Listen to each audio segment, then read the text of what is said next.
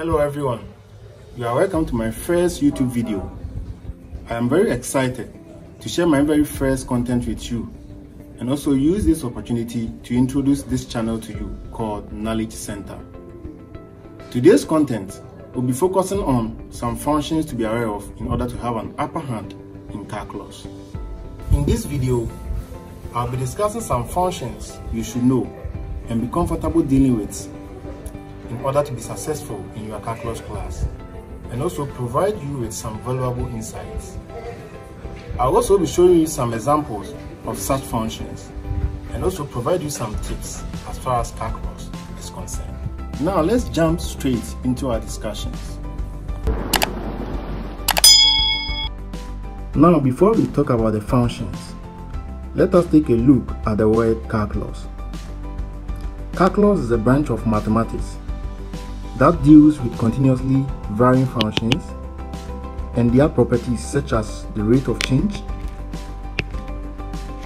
maximum and minimum values,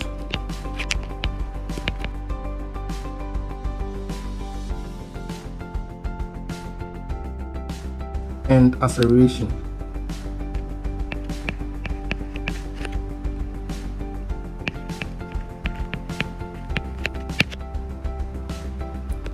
It is used in a wide range of fields, including science and engineering, to solve complex problems that cannot be solved with algebra alone. So, calculus is a subject that falls into two parts, which is differential calculus. Normally, you will see its differentiation and it's represented by dy dx, depending on the variable used. It can also be represented by dy dt. This is first order, let me say in a first order form. You can get the second differential, which is also d squared y over dx squared, depending on the variable used. And then the other one is the integral calculus, of which we normally call the integration. And that one also is represented by the symbol, by this symbol. And you can get a definite integral or indefinite integral. The definite integral has a limit for this one, the lower and then the upper limit, and then the indefinite integral has no limit. So as we said earlier, we are looking at functions that are mostly used in calculus class, which can help you to have an upper hand in calculus, provided you are comfortable working with such functions and their special ways of treating them in differential integral class. That is, whether you are doing limits or continuity or dealing with any subtopic of calculus, you will be meeting these functions. So as you can see down there, these are the functions from that's per experience I've gathered over here. There are 7 of them. We have the linear functions, we have the quadratic functions here, we have the implicit functions, we have the logarithmic functions, and in this case the length functions, we have the rational functions, we have the trigonometric functions, and the exponential functions. So these are the 7 functions that I've gathered here on my list. Out of these 7 functions that I've gathered here, I've further grouped them into 4 categories. The first category is the variable functions, of which I named it that way. And then we have the trigonometric function, the next category. The third category is the exponential functions, and then the last is the natural logarithmic function, which is the length function as described earlier. So let's take them one after the other. So taking the variable functions, I've grouped them into several functions. Let me say the several functions come together to form the variable functions, right? The variable function comprises of several functions. So these functions are the linear function,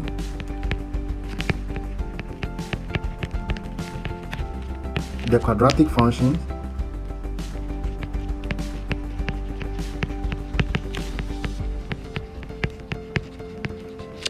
the implicit function,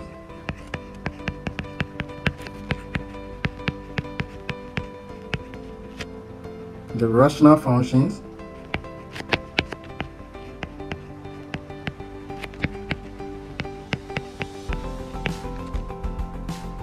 and the rational functions.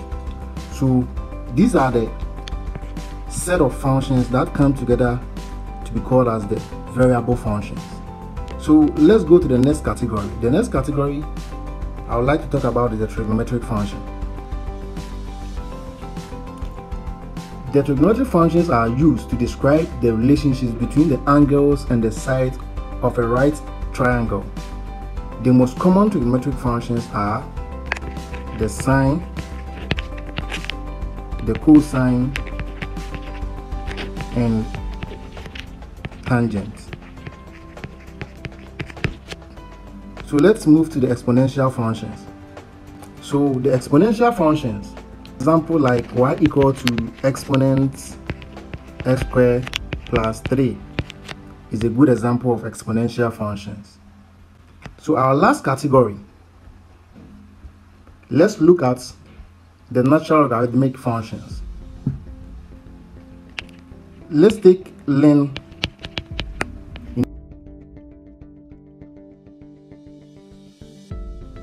This example is a natural logarithmic function with a natural logarithm and a subtraction operation inside the parentheses. The function takes in x as the input variable and produces a real number as the output. So here, the term inside the parentheses, which is what? 7 minus x power 3, represent the argument of the natural logarithm function. It is important to note that the argument of any logarithmic function must be positive. So the domain of this function is all real numbers for which 7 minus x power 3 is greater than 0. So now let's look at some typical calculus questions for you to know that these functions are put together in forming most questions for students. So when you look at the question 1, is a polynomial function, which is v of t. And it's polynomial because the power of t is 3. The highest power of t is 3. So we classify that one under the variable functions. The question 2 is also made up of variables, and therefore we classify it under the variable functions. They are all application calculus questions. And looking at question 6, or let me look at question 1b. 1b has the function x and exponent power x squared over 8. So you can see it's a combination of the variable x and then the function e exponent x squared over 8. So this one you can also find a course online. So as I said, on whether you are working with limit or continuity, you are going to deal with such functions. So you can see there are a whole lot of a variable z and that of the trig function combined to form one question for students to solve. You can also see question 4, which is almost all trigonometric functions and that of a constant. So if you want to have more of these to solve, you can go to course online and check them out. So now it can be observed that such functions are the most used 4 categories of functions that are put together to form almost all calculus questions, where most of the differentiation and integration techniques must be applied in order to solve them, especially in calculus 1 and 2. They can also be complex or non-complex depending on the nature of the functions used in forming the questions. So you should be comfortable working with these functions types and their special way of differentiating or integrating them, which will be tackled in my subsequent videos in the future. So basically, the way of integrating an exponential function, maybe e exponent x squared, is different from the way of integrating y equal to x squared. The same thing also applies to differentiation. The way of differentiating e to the power x squared is different from differentiating x squared. You have some slight difference. And the way of differentiating y equal to cos x is different from the way of differentiating y equal to e to the power x squared. So if you are comfort types that are put together in forming a particular question, and you know their special way of integrating or differentiating them, your only problem is to learn how to apply the techniques of differentiation or integration. Then you will be good to go.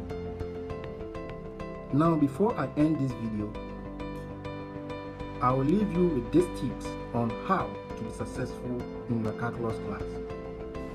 1. Attend class regularly and actively participate in class discussion activities. 2.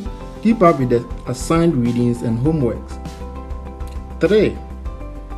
Practice solving problems on a regular basis. 4.